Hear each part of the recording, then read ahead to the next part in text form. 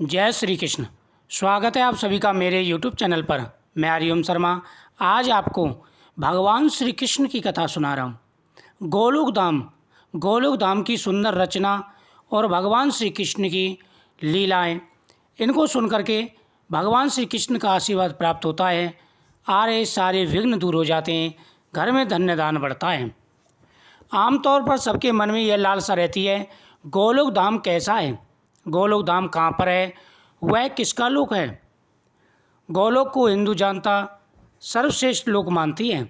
आइए हम गोलोक धाम की उत्पत्ति को समझने का प्रयास करते हैं। गीता में श्री कृष्ण ने इसका संकेत दिया है, गोलोक ही परम धाम है। गर्ग संहिता अनादि आत्मा निर्गुण परमेश्वर श्री कृष्ण ने सबसे पहले शेष को प्रकट किया तथा उनका शेष विग्रह श्वेत वर्ण था। इसके बाद भगवान शेष की गोद में महान गोलोक धाम प्रकट हुआ। वह अनंत कोटि सूर्यों के समान तेजस्वी है। श्री कृष्ण के चरणों से देवी गंगा तथा उनके बाएं कंधे से नदियों में श्रेष्ठ जमुना जी प्रकट हुई। श्री भगवान ने रासमंडल तथा निकुंज, लीला सरोवर आदि की सृष्टि की। निकुंज में कई सरोवर शोभा पा रहे थे, भांति भांति के पक्षी वहाँ कलरव कर रहे थे। दिव्य वृक्ष लगे थे, वहाँ के भवनों का निर्माण दिव्य रत्नों जैसे मोती माणिक से हुआ था, जो कोटि कोटि सूर्यों के समान तेजों में थी। अब भगवान ने अपने दोनों घुटनों से वनों में श्रेष्ठ दिव्य वृंदावन धाम को प्रकट किया। अतः भगवान श्री कृष्ण के बाएं कंधे से एक गौर तेज प्रकट हुआ। उसी तेज से श्री देवी, भूदेवी, लीला तथा बिरजा देवी उत्पन्न हुई। इस प्रकार परम सत्ता ने गोलोक धाम का निर्माण किया। श्री कृष्ण के विग्रह से उनके बहुत से पार्षद उत्पन्न हुए, जैसे नंद, सुनंद आदि। राधा से उनकी कई सखियाँ उत्पन्न हुईं। इस प्रकार वह गोलोक धाम लोगों से भर गया। बाद में लीला देवी श्री कृष्ण के साथ दिव्य रास मंडल में विराजमान हुई। उनके लिए श्री भगवान ने अपने हृदय से गोवर्धन पर्वत को प्रकट किया। वह उत्पन्न होते ही बढ़ने लगा, जिससे वहाँ के गोप गोपीगण बहुत डर गए। तब श्री कृष्ण ने उसे बढ़ने से रोक दिया। उस पर्वत की ऊंचाई करोड़ों योजन थी तथा लंबाई चौड़ाई भी बहुत थी। परमेश्वर श्री कृष्ण के इस लोक का विस्तार कोटि योजन है। यहाँ न माया का प्रवेश है, फिर उसके बाल बच्चे तो जा ही कैसे सकते हैं। गोलोक में बड़े बड़े सींगों वाली गायें रहती हैं। गोलोक को ही पारब्योम, सनातन लोक, अमरलोक, महावैकुंठ आदि नामों से जाना जाता है। यहाँ की जनता बड़े सुख से रहा करती है। काल की भी यहाँ गति नहीं है। गोलोक को सूर्य, चंद्र और अग्नि आदि प्रकाशित नहीं करते। वह लोक तो श्री भगवान के तेज से प्रकाशमान रहता है। वह चिन्मय लोक बिना किसी आधार के दिव्य परब्योम श्री कृष्ण की शक्ति से स्थिर है।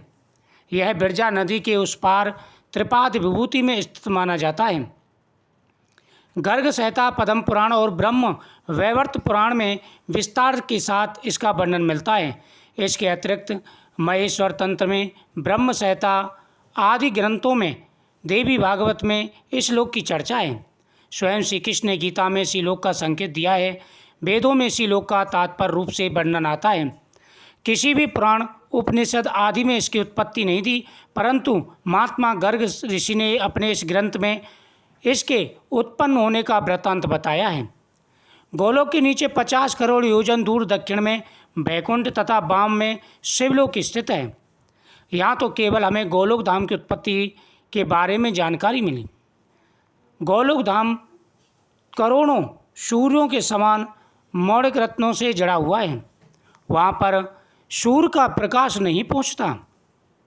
गोलोक धाम की सत्ता भगवान श्री कृष्ण के हाथ में है।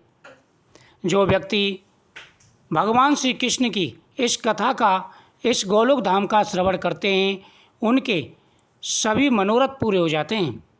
भगवान श्री कृष्ण की सदा ही उन पर कृपा बनी रहती है। एक बार की बात है, द्वापर युग में माता पृथ्वी गाय का रूप धारण करके भगवान विष्णु के पास पहुंची।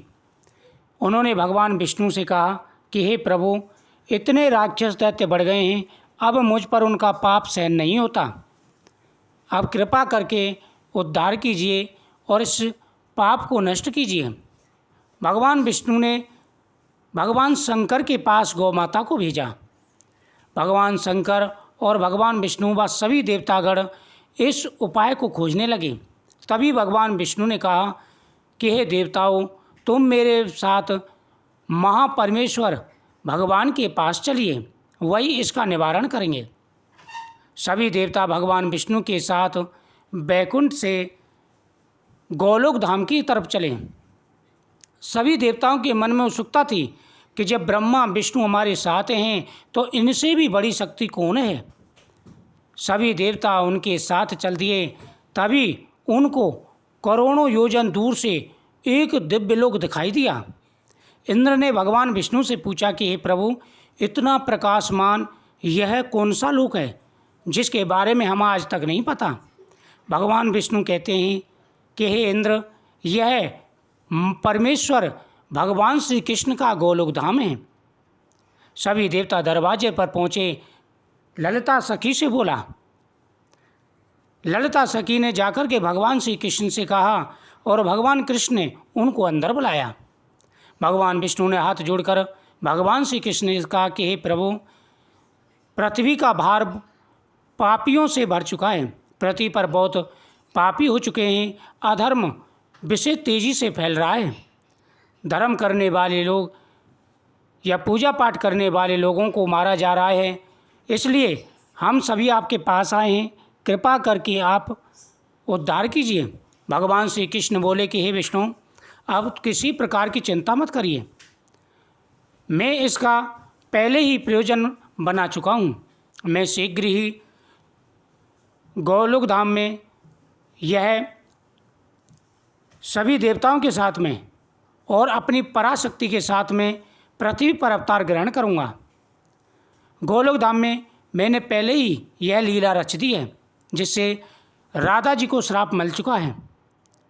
जल्दी ही हम पृथ्वी पर अवतार ग्रहण करेंगे और पृथ्वी के सारे कष्टों को दूर करेंगे।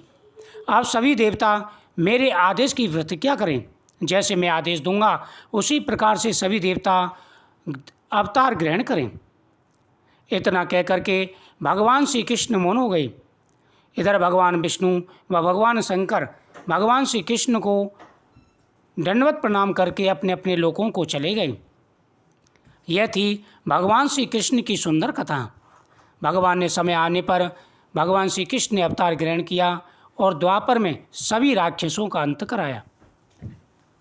इस कथा के श्रवण करने से भगवान श्री कृष्ण की भक्ति प्राप्त होती है और हर प्रकार के कष्ट व दुख दूर हो जाते हैं। जय श्री कृष्ण।